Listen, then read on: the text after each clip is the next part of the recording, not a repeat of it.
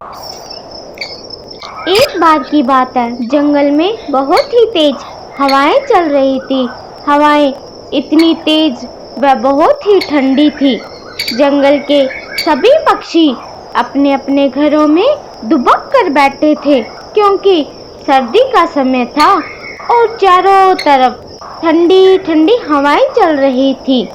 जंगल में एक बड़ा सा पेड़ था। उस पेड़ पर रानो चिड़िया अपने बच्चे चिंटू के साथ रहती थी और उसी पेड़ पर दूसरी टहनी पर मीनू मौसी रहती थी। दोनों आपस में अच्छा व्यवहार रखती थी, क्योंकि वह दोनों ही एक दूसरे की पड़ोसन थी। और रानो चिड़िया जोर से मौसी को आवाज लगाती है और मौसी का नाम मीनू था। मीनू मौसी, ओ मीनू मौसी, जरा बाहर तो आओ। रानो की आवाज सुनकर मीनू मौसी घर से बाहर आती है। क्या कह रही हो रानो? मीनू मौसी, अब सर्दी का मौसम शुरू हो गया है और ये हवाएं इतनी ठंडी है मानो जैसे बर्फ की लहरें आ रही हो। और मौसी, मेरा तो घर भी इतना मजबूत नहीं है कि इस ठंडी हवाओं से मेरा घर बच सके। अब मैं क्या करूं मीनू मौसी? हाँ मीनू, अब तुम अपने घर को पक्का कर लेना चाहिए और तुम्हारे घर की मरम्मत भी करवा लेनी चाहिए, क्योंकि तुम्हारा बेटा चिंटू भी अब बहुत ही छोटा है, कहीं उसे ठंड ना लग जाए।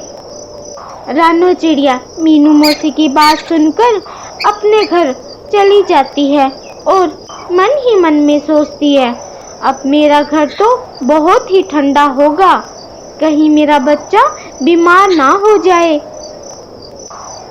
चिंटू, तुम कहाँ हो? देखो मम्मा आ गई। मम्मा, आप कहाँ गए थे? मैं कब से आपको आवाज लगा रहा हूँ। देखो ना मम्मा, इस खिड़की से बहुत ही तेज ठंडी हवाएं आ रही है और मुझे बहुत ही ठंड लग रही है। आप इस खिड़की को बंद कर दो ना मम्मा। हाँ चिंटू, अभी मैं इस खिड़की को बंद कर देती हूँ। इतना कहकर खिड़की बंद करने के लिए रानो खिड़की बंद करती है तो वह देखती है कि खिड़की तो टूटी हुई है। अब ये इस खिड़की को कैसे बंद करेगी? चलो कोई बात नहीं, इस खिड़की में मैं पर्दा लगा देती हूँ और सुबह होते ही कुएं को बुलवाकर खिड़की फिर से मरम्मत करवाकर लगा लूंगी। रानो खिड़की पर पर्दा लगा देती है और पर्दा लगाकर चिंटू के पास जाती है और चिंटू को देखती है। अरे चिंटू, तुझे तो बहुत तेज बुखार हो गई है, अब मैं क्या करूं? और तुझे इतनी जोर से ठंड लग रही है। हे भगवान, अब मैं क्या करूं? मैं अभी जाती हूँ और डॉक्टर कबूतर को बुलाकर लाती हूँ।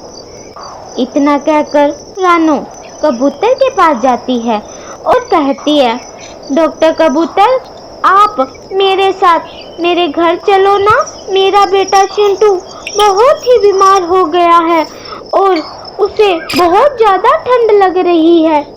आप मेरे साथ मेरे घर चलो ना डॉक्टर, उसे दवा दिला दो।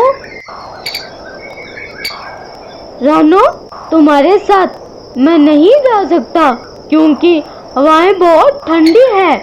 तुम मेरे से ये दवा ले जाओ और अपने बेटे को पानी के साथ दे देना और उसे ठंडी हवाओं से बचाकर रखना, क्योंकि सर्दी बहुत ज़्यादा हो रही है। और अपने घर को चारों तरफ से बंद कर लेना और घर को गर्म ही रखना। ठीक है डॉक्टर कबूतर, मैं ऐसा ही करूँगी। वह इतना कहकर और दवा लेकर अपने घर चली जाती है। घर आकर चिंटू को दवा खिलाती है और चिंटू को बोलती है, चिंटू तुम सो जाओ, मैं अभी आती हूँ। चिंटू बेटा देखो मैं दवा लेकर आ गई, तुम ये दवा ले लो और आराम करो, मैं अभी आती हूँ। रानू चिड़िया अपने घर की मरम्मत करवाने के लिए कौवे के पास जाती है और उसे कहती है, कालू भाई, ओ कालू भाई, आप अपने घर का दरवाजा खोलो। इतना सुनकर कौवा दरवाजा खोलता है और रानू से कहता है, क्या बात है रानू, इतनी ठंड में तुम जंगल में क्यों घूम रही हो, क्या हो गया है? कालू भाई आप मेरे साथ मेरे घर चलो, मेरे घर की मरम्मत कर दो जिससे ठंड से बचा जा सके। मेरा घर के दरवाजे और खिड़कियां बहुत कमजोर हो गई है और तेज हवाएं से कई खिड़की तो टूट गई है। अब मेरा घर बहुत ही ठंडा हो रहा है और ठंड के कारण मेरा बेटा भी बीमार हो गया है। ठीक है रानू, मैं तुम्हारे साथ तुम्हारे घर चलता हूँ। अब मैं अपने औजार साथ ले लूँ। इतना कहकर रानू और कालू कौवा दोनों साथ रानू के यहाँ गए। रानू तुम्हारे घर तो बहुत ही ठंडा हो रहा है, चलो अब मैं खिड़की दरवाजे सही कर देता हूँ। कालू ने रानू के घर के बहुत से दरवाजे अच्छे से मरम्मत कर देते हैं जिससे रानू का घर गर्म व सुंदर हो जाता है और रानू का बेटा भी धीरे धीरे सही होने लगता है।